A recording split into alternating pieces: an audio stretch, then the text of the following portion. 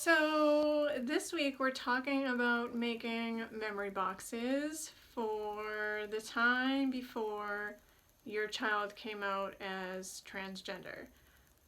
So I thought that I would come on here today and show you the memory box that I have that I created the year that Leo came out as transgender. So that was in 2016, and I made this memory box during spring break. Leo came home and packed up the rest of his stuff from his bedroom. He was in college, and he was kind of like cleaning up his bedroom and getting ready to move out. And so what he did was he went through a box of stuff that he had that we had started for him when he was little, kind of like his own tote of memories, and decided what he wanted to keep and what he didn't want to keep. And so during that process, he said, I'll give you dibs on whatever I'm going to get rid of. And so I created a box of things that I wanted to keep to just kind of remind me of that time of Leo's life before he transitioned. So what I need to tell you is that I've only opened this box one time in the past 6 years, and that was to put one more thing in it. And so one, I don't remember what's in this box, and two, this could be a little emotional, so fair game. But I wanted to just talk about like what it looks like for parents who ask me all the time, like, what do I do with this? Or what do I do about ornaments or stockings? Or where do I put photos or these special things? And so what I did was I just went to Michael's. You might have different craft stores where you live. I know some of you have Hobby Lobby, so we don't have that. And I got one of these boxes, right? It looks really big on this screen. It's a photo storage box. And I picked this one because it just reminded me of Leo. Purple was his favorite color when he was growing up. And it was big enough to put the things that I wanted to save, and it was big enough that I knew if I found things too that I wanted to save also, I could store them in the box. Now, fair warning, obviously this box is not big enough for like blankets or like awards, like statue awards stuff. I keep this box in a trunk. I'm gonna put that photo, like a little photo of that, in my stories later when I go to put this box away. So I was already storing stuff that I wanted to save. Like I have baby blankets, a dress that Leo wore to like my sister-in-law's wedding, already being stored somewhere. So I didn't have to think too hard about where I was going to keep those kind of things.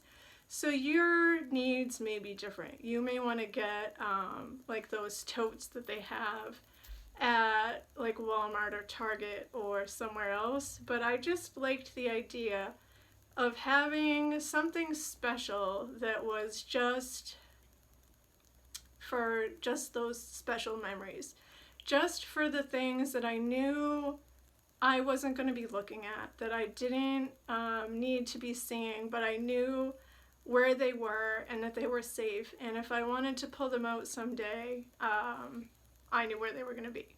So here we are, and I just thought I would show you so you had an idea, if you were thinking about making a memory box, what some things are that maybe you might want to save. So here we go.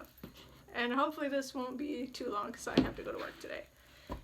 So, and I'm on the floor because it just seemed easier than working at my desk. So the first thing that I have is, and I'm not going to open this, I'm just going to tell you what it is this is a photo album of Leo's senior pictures, which was the last thing that I put in the box that we had done the year before Leo came out, and we got that like less than probably 6 months before, maybe not, the timeline's weird there, but we had got them right before Leo went away to college, and then it was during Leo's winter break that we found out that he told us that he was transgender. So I didn't have these photos too long before we knew that Leo was transgender. So we're just gonna leave those alone. So some of the things that I have in here are Christmas ornaments. So we saved, Leo had a box of Christmas ornaments that he took with him when he left. We had boxes of Christmas ornaments for both of our kids that we put together so that when they moved, they could have their own ornaments to start, like a collection of ornaments for their trees.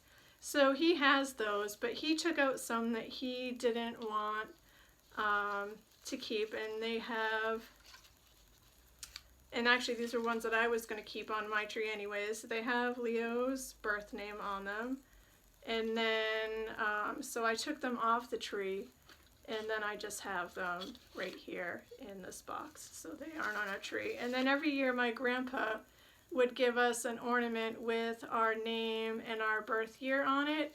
And so what we did for Leo was we got another one made with his name on it and his birth year, so that hangs on our tree now. And then I have Leo's favorite stuffed animal. I have some shoes. And then this is the headpiece that goes to that dress that I told you that I was saving. I have our hospital bands from when we were in the hospital when Leo was born. I have some, this was my rattle from when I was born that, and actually this was my teether that both of my, it's horrible to think of that now, but both of my kids had these. It was passed down, and so I saved those in this box. I have a bunch of outfits that I had given to Leo to save, and then he gave them back to me to keep. And then a pair of baby socks. I have his hat from the hospital. And the pacifier that they gave us from the hospital, which Leo never used. I have a bib from the christening. This was a necklace that Leo made when he was little that he wore like all the time. He was big into wearing dresses and all kinds of jewelry and necklaces and bracelets and all the swirly things, and this was one, and I don't remember if he made it with my mom or one of my sister-in-laws, but this was a big favorite.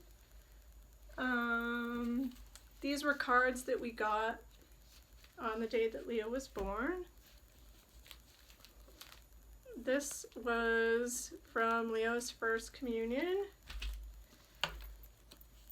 And so this was the candle from the baptism.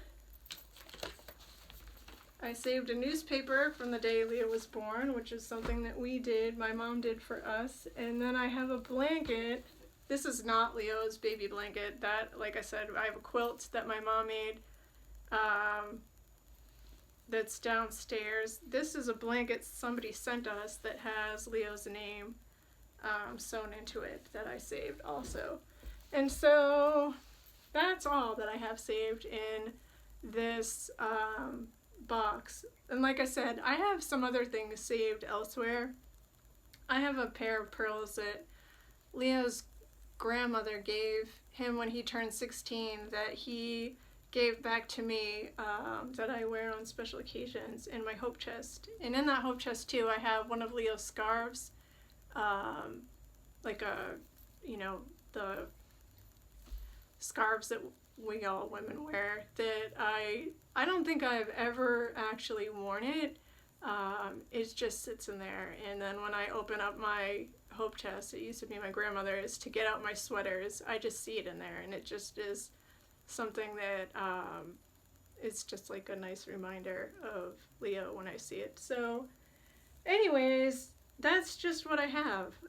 It's interesting to open up now 6 years later and see what it was that I chose to save. I have Leo's stocking down in the trunk in his blanket and some stuff. Obviously it was too big to fit in that box, but if you're thinking like, oh, I need to save all these things, think too that you're a parent and you're already saving, artwork and things from your child's childhood anyways.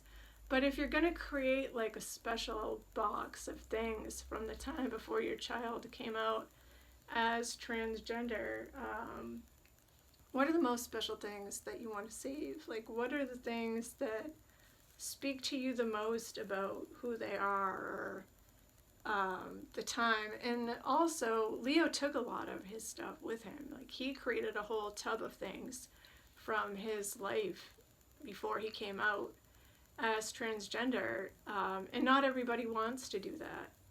Some people just want to be done with that part of their life, which I thought was pretty special. So he kept a lot of his stuff.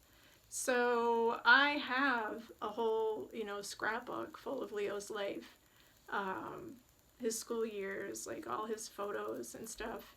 And if your child doesn't want to have those reminders, your memory box is going to look a lot different than mine. You might have photos or school awards or sports memorabilia or things that your child doesn't want to have anymore. All those things that Leo took with him, stuff from his time doing school musicals and stuff like that. So it's really a personalized situation, but don't feel like you have to get rid of everything. It's not wiping the slate clean. You're not saying we're starting over and the person who your child was before they came out as transgender all of a sudden is gone.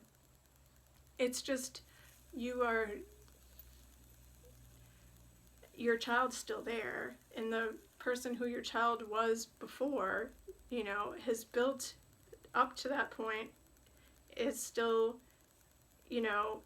there in your child, and who they were before, like their life leading up into that point has created the person who they are now, like their experiences and their friendships and all that they've done.